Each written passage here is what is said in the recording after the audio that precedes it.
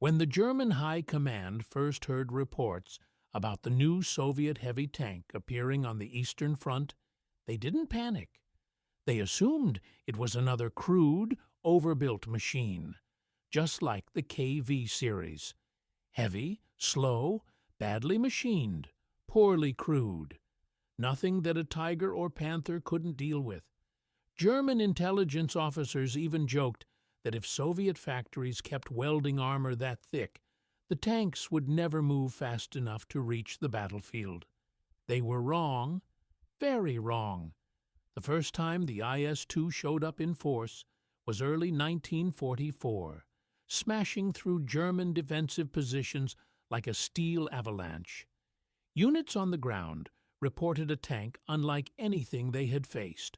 Low-slung, heavy, brutally armored, and carrying a gun so powerful that even Tigers were suddenly in danger.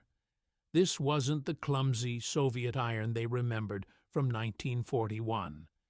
This was something built with one purpose: kill German heavy tanks. The Germans had mocked Soviet engineering for years, but the IS-2 wasn't born from Soviet weakness. It was born from brutal experience.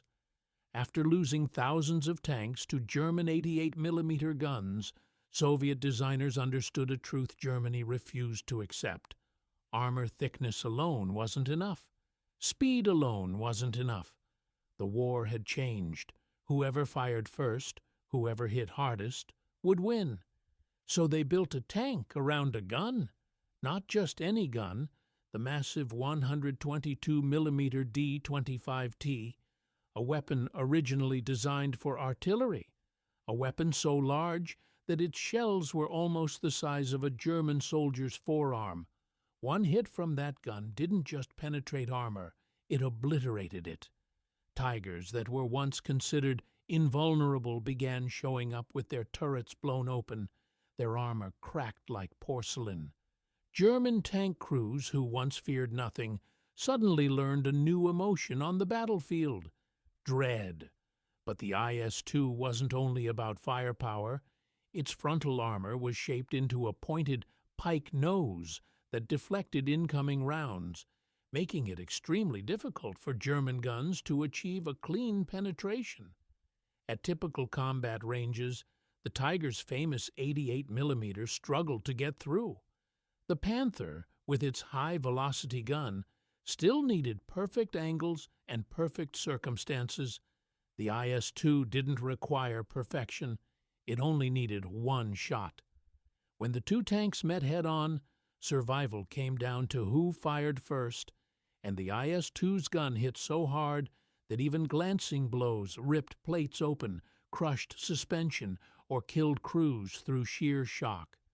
German tank commanders reported that engaging an IS-2 frontally was undesirable, which was Wehrmacht code for "do not do this if you want to live."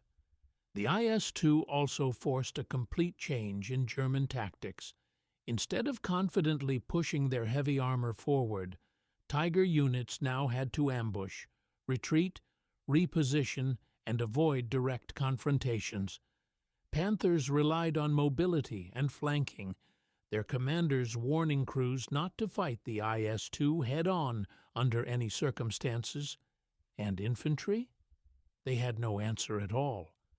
Panzerfausts worked only at terrifyingly close range, and approaching an IS-2 meant walking into the blast radius of a tank gun that could level buildings.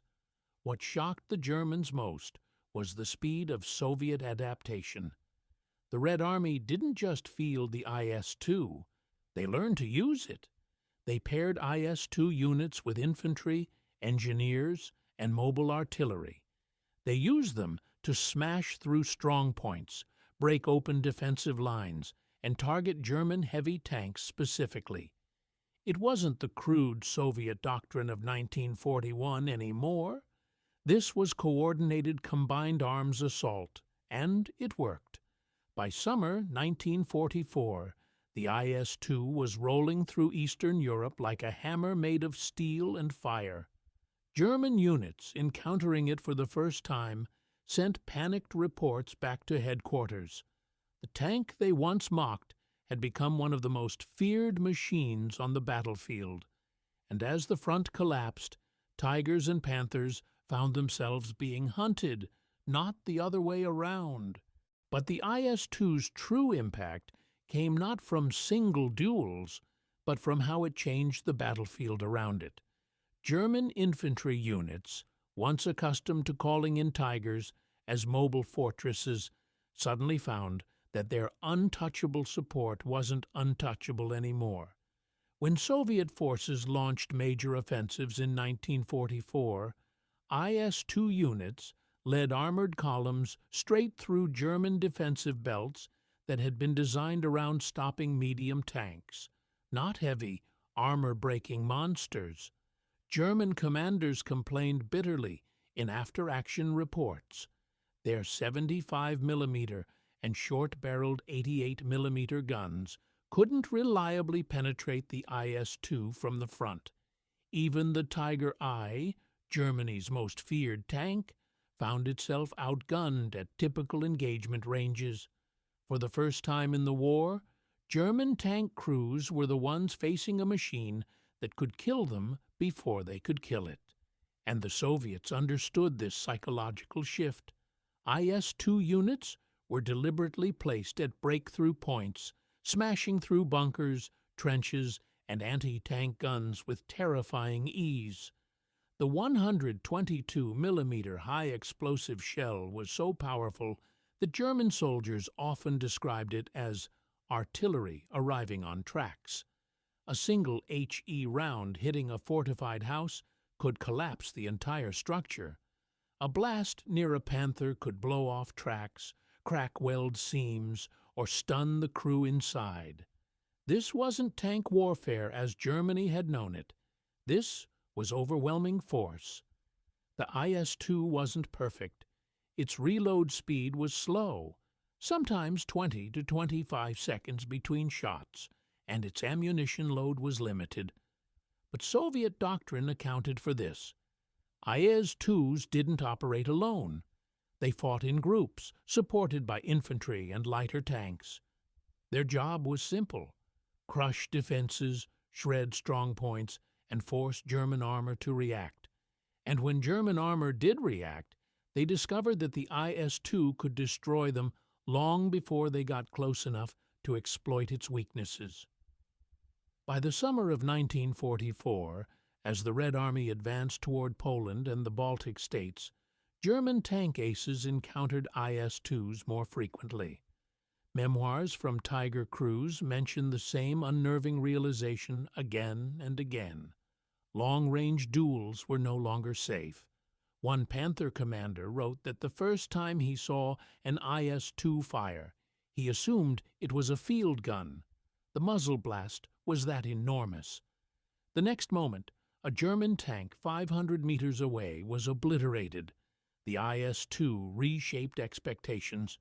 German tankers no longer felt invincible inside their Tigers. They became cautious. They avoided open ground. They sought ambush positions. They adapted because they had to. And nowhere was this shift clearer than during the Battle of Berlin. In the final months of the war, IS-2 units entered Germany proper, rolling through towns and forests that had once formed the backbone of German defensive planning. When they reached Berlin, they became the blunt instruments that smashed through the remnants of the Reich's defenses. Street by street, block by block, IS-2s blasted open buildings, shattered fortified intersections, and dueled the last remaining Tigers in the rubble-filled avenues of the capital. Even in these close-quarters death traps, the IS-2's thick frontal armor gave it a massive advantage. Tiger crews struggled to find clean shots. The IS-2's shells ripped open bunkers and machine gun nests with the same destructive force they had shown on the Eastern Front. German soldiers described their arrival as the arrival of the hammer. Every shot shook the ground. Every explosion echoed for blocks. By 1945, German intelligence assessments admitted what frontline crews already knew. The IS-2 was one of the most dangerous heavy tanks of the war. It wasn't elegant, it wasn't refined, it didn't need to be. It was a weapon of overwhelming force created for one purpose: to break the German war machine.